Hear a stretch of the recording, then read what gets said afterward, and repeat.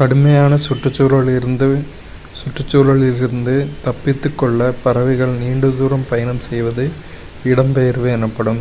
சாதகமற்ற காலநிலையில் பல பறவைகள் மற்றும் விலங்குகள் நீண்ட தூரம் இடம்பெயர்கின்றன. சைபீரியாவில் நிலவும் கடுமையான சூழ்நிலைகளிலிருந்து தப்பித்து சாதகமான சூழ்நிலை மற்றும் உணவை பெறுவதற்காக சைபீரிய கிரெயின் பறவைகள் குளிர்காலத்தில் சைபீரியாவிலிருந்து இந்தியாவுக்கு இடம்பெயர்கின்றன. அவை ஒரு நாளில் சராசரியாக 200 மைல்கள் பயணிக்கின்றன.